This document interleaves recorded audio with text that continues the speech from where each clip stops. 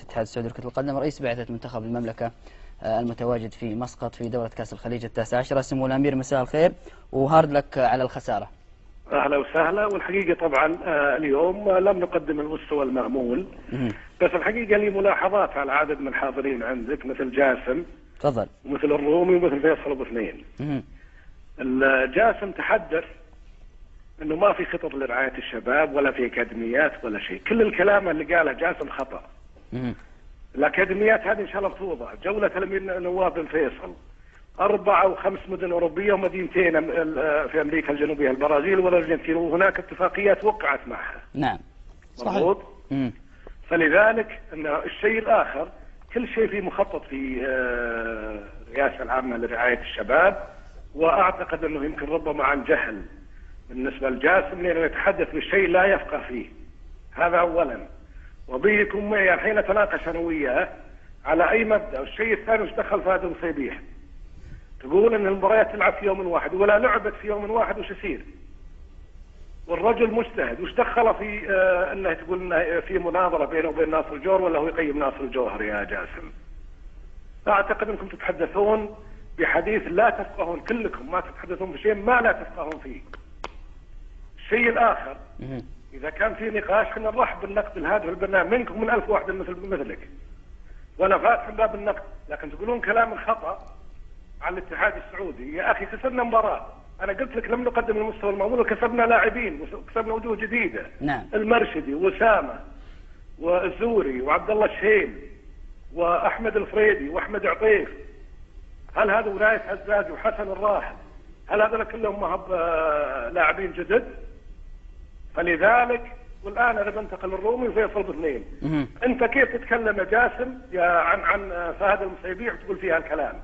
رجل مجتهد عمل أكثر منك 100 مرة، بذل جهد للبلد أكثر منك مليون مرة، تقدر تتكلم عليه أنت وغيرك بهالشكل؟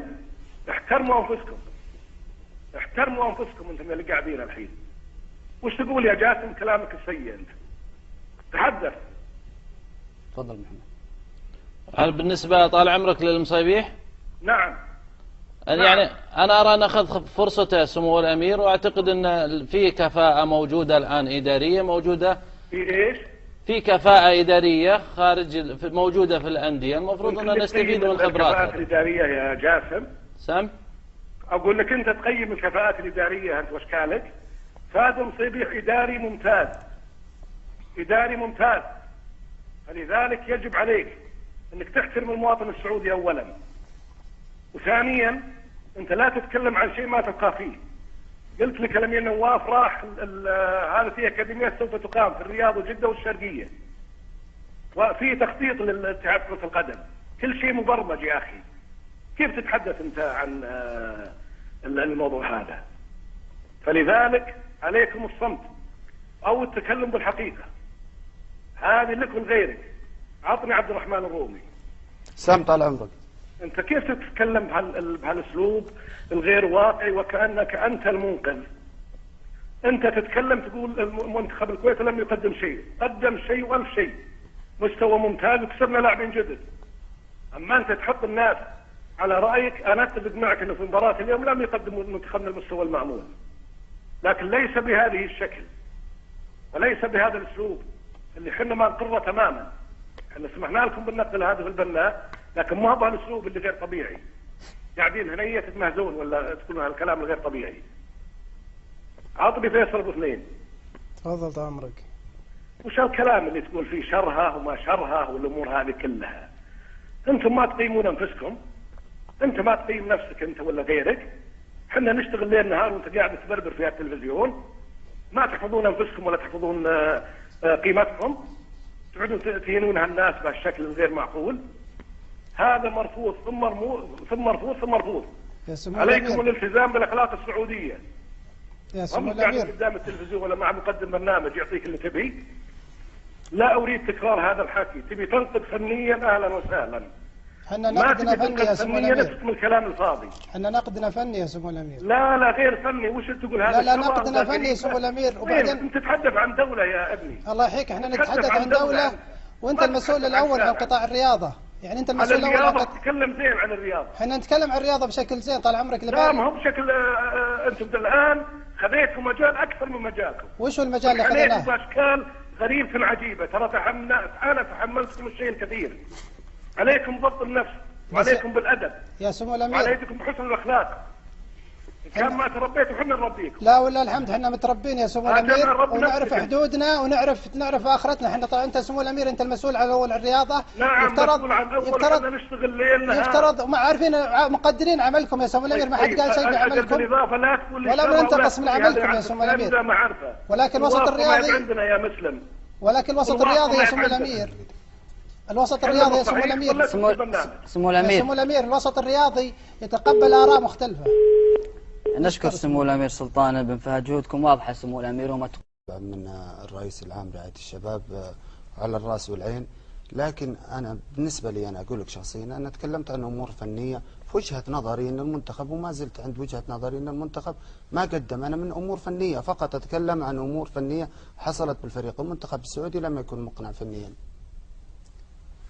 فانا احب اعلق على نقطه. يعني سمو الامير واضح انه يعني زعلان ومعصب، ونقلت له الصوره حقيقه بشكل خاطئ يعني عن ما تحدثنا فيه. احنا الكلام الجزئيات اللي تحدثنا فيها كان عن جمله او تحدث بشكل عام يعني، لكن كنا نتمنى سمو الامير انه يتقبل بصدر رحب النقد، لان الوسط الرياضي تختلف وجهات النظر فيه، في المؤيده في المعارضه يعني. ولكن كل التقدير والاحترام لسمو الرئيس العام، هو يمثل حكومتنا حكومه خادم الحرمين الشريفين، وهذا ولائنا ومحبتنا لوطننا. والحمد لله احنا ناس نحترم انفسنا ونحب وطننا ولنا احترامنا وتقديرنا يعني سواء في السعوديه او خارج السعوديه. فبالتالي يعني احنا ننقل وجهه نظرنا في الوسط الرياضي، وهو وسط ومجال رحب لجميع الاراء والاراء. واحنا لما تكلمت، وانا بالذات لما تكلمت عن ان الوسط الرياضي عن المتزلفين، انا كنت اقصد يا سمو الامير ان هناك ناس يكذبون ويتحدثون بألسنة غير الواقع اللي قاعدين نشوفه احنا ونتكلم عنه. فبالتالي احنا نرحب بنقد الامير، نرحب بعتبه، واضح تاثير الخساره على الامير، ولكن ايضا نتقبل هذا الكلام ونعرف ان الامير في وقت يعني زعلان وعلى خساره المنتخب، ولكن هذه الخساره علينا كلها واحنا نتقبلها بشكل يعني جدا يعني بصدور مفتوحه وصدر رحب. دائما سمو الامير عودنا دائما بانه الاعلام دائما شريك اساسي في النجاح، وانا بضيفه في الفشل. يعني لا بد ان يكون الاعلام له تواجده سواء على مستوى النجاح او على مستوى الفشل بالنسبه للكره السعوديه. في ختام الاستديو متابعينا الكرام، او قبل الختام، لدينا فقره ان شاء الله تعالى هي فقره تحكيميه الخاصه بهذه المباراه، ستكون مع الزميل سليمان الهويمل وكذلك المحلل والخبير التحكيمي للقناه الرياضيه الكابتن عمر المهنا. تقدم بالشكر الجزيل لضيوف الكرام في الاستديو التحليلي، خبراء التحليل ونجوم استديو الرياضيه السعوديه، كابتن يوسف خميس